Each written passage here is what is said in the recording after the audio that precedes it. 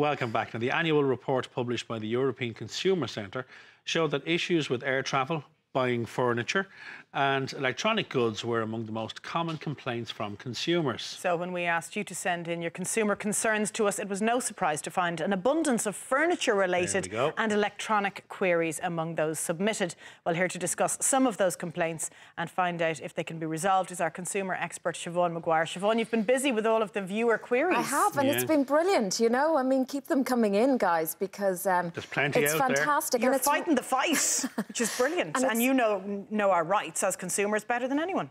I hope so. Yes. Well, we're about to find out. Well, we are, yes, exactly. I hope I didn't jump the gun there. Lots of furniture and electronic queries dominating what came in. Exactly. Are you going first, Anna, or will I? I'm going first if I can find the start of it. Off you go now. This is about a faulty phone. Yes, it is. And lots of phone queries, but this is the one we picked out to send you on the hunt with. I'm currently 14 months into a 24-month contract with Air Mobile, which includes an iPhone 7. About 3 weeks ago, my iPhone has completely broken, motherboard issue. When I've contacted Air about the issue, they told me that my warranty with Apple is void due to the fact that I got my screen fixed previously with a non-Apple provider. They told me once I got any work on the phone done, which isn't a registered Apple provider, that my warranty is now void. So basically, I'm paying a bill without a working phone. To get out of the contract, they want me to pay €350 or buy a new phone at full price. Is there anything I can do? I'm delighted we got this query because it's very common. It's so common. We all have smartphones. And many of us are tied into contracts with our mobile phone providers, and we often get the spiel from these providers that, oh, your warranty has expired, there's nothing we can do, or, oh, sorry, you used an unauthorised repair centre, therefore your warranty is null and void, nothing we can do to help you. A warranty is a private contract between you and the manufacturer or the retailer. In this instance, it was a 12-month contract with Apple. The warranty would have covered various things that would allow the consumer to get repairs on their smartphone and also have any faults addressed quite quickly. However, the caveat is if you go to one of the repair centres not authorised by them, essentially, you know, you make the warranty useless. However... Well, I don't think people realise that. They don't realise that, Anna. There's phone-fixing places everywhere. Exactly. And phone companies, you know, first and foremost, they will primarily say to you, your warranty is useless because you did X, Y, Z outside of the terms of contracts. You breached your contract with us. There is a piece of legislation called the Sale of Goods Act 1980, and every single person who buys anything should familiarise themselves with this because these are your statutory rights. Yes, a warranty, you know, extends for a certain period of time, but your statutory rights actually exist for a good 6 years after you purchase something. And this legislation basically means that a product must be of merchantable quality, it must be fit for purpose, it must be durable. So if I'm out of warranty and my phone breaks, the retailer still has an onus, a responsibility to sort that problem out for me. It was a little bit of tic-tac with Air during the week on this query because I just kept going back to the Sale of Goods Act. Now, they did respond and say, and quite rightly, you know, they said that the termination fee applies because the person is trying to break a contract, essentially. So that's fair.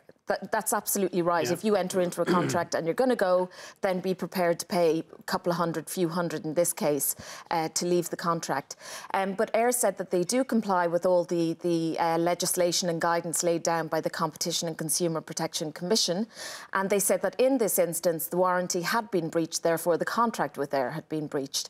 Now, it does have a very happy outcome because Air have, for this consumer who was paying, he reckoned on average €55 to €60 every month, they have said to him, you know what, we'll let you get out of this contract early.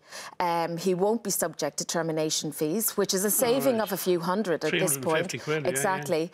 And also his bill will now be SIM only, which is £29.99 a month. It's a 30-day contract rolling. So his bills will now halve. So, well, that's not so a that's bad great. result, is no, it? Yeah. exactly. And my advice for anyone who's not in a phone contract or who's happy with their handset, coming to the end of their phone contract, go SIM only, because your bills will be reduced by about 25, 30 quid a month for exactly the same thing you're on at the moment. You're paying for the handset, essentially. Really? OK, that's a good tip. Yeah. Okay. I just wonder, do these companies, they're kind of unique examples because they know you're calling on behalf of a TV show, so they're going to show more goodwill. You just need to keep the persistence up, as Siobhan does. And you need to know the legislation, like the sale and familiarise yourself with the contract. Exactly, and so you can say, look, I appreciate I breached the warranty. I appreciate it no longer exists, but my statutory rights is that you, as the person who sold me this product, still has a responsibility to me. OK, let's move on to babies' buggies. We love buggies. We're familiar with those. And we've all caught our fingers in them and can't open them or close them. Anyway, this particular lady said she bought a buggy from a place in Drogheda. She purchased the buggy. The Baby Elegance Venti is the type of buggy. The baby's only 8.5 months old, so you can imagine it isn't used very often and hasn't been used for a long period of time. However, the leather handle on the buggy has slipped and now looks ridiculous. I contacted Baby Elegance, which is the name of the company, directly to see if there's something that can be repaired. The frame was repaired, but it's worse now than it ever was when I received it back after repair. Baby Elegance have effectively said nothing further they can do. Can you advise on what my rights are in relation to this? This was a little trickier to resolve because it's an issue of wear and tear. It's her word against the retailers. Also, in this example, it all gets a little bit convoluted because Eurocycles Eurobaby is where she purchased the item. They sourced the item from Baby Elegance, also a retailer. She then took up the issue of the handles with Baby Elegance rather than going back to Eurocycles Eurobaby, who were the people who sold the product, and that would have been the first port of call. Anyway. Right. That aside, just to keep you on your toes. Yes, I spoke at length with Baby Elegance about this, and there is a paper trail, a repair trail. A repair trail, the lady has kept all the screenshots of communication, as did Baby Elegance. As well as photographs of the buggy. Exactly, yeah.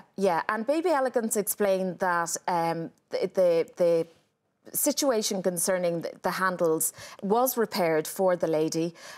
She wasn't happy. Unfortunately, there was a little bit of a delay in terms of getting the repair job done quickly. It was about 10 days. Again, this wasn't to the customer's satisfaction. No. And then the buggy was returned, and then she got in touch with us because she felt that, it was still as bad as ever. It was worse the handles. Than ever. Yeah.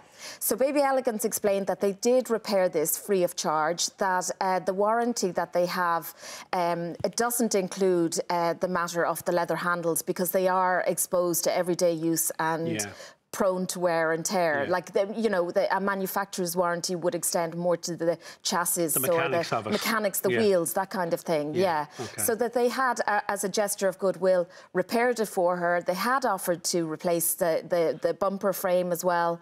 And they have come back and said, look, what we can do for this lady is let her know that we will replace the frame for her if she so wishes. Good. OK, so it's about another fix, ultimately, rather than a new buggy. Absolutely. And I just have to say, the retailer, having spoken with them, it does seem like they tried to do their absolute best, and they are very apologetic about the 10-day repair waiting, but that they don't want to have an unhappy customer.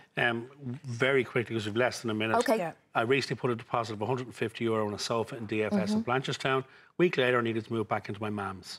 Should I be entitled to my deposit back? No. Oh, God. Well, that's a quick I thought it was going to be a happy ending now. You can't change your mind, unless it was faulty, unless there was something on their end that the sofa didn't look exactly like You can't just change your mind and say, I don't want it now. You can't just say, I don't want this now. However, so if you do put a few bob on most products to secure it, it's gone if you do change your mind, is it? Technically it is. Now an awful lot of retailers are very sound about this, and if you go in and explain your case, they go, oh, you know what, you can have your deposit back. And stop jumping up and down the shop. Get out. Siobhan, thanks a million. There's loads more. We will get to them at another point. Thanks very much. Thanks, Siobhan. Now, if you've got any consumer queries that you need help with, drop us a line. The email is weekendam@virginmedia.ie. Siobhan will be more than happy to trawl through them. Now, any brides-to-be, phone them that you know and sit them in front of the telly. We'll have bridal styles after this quick break.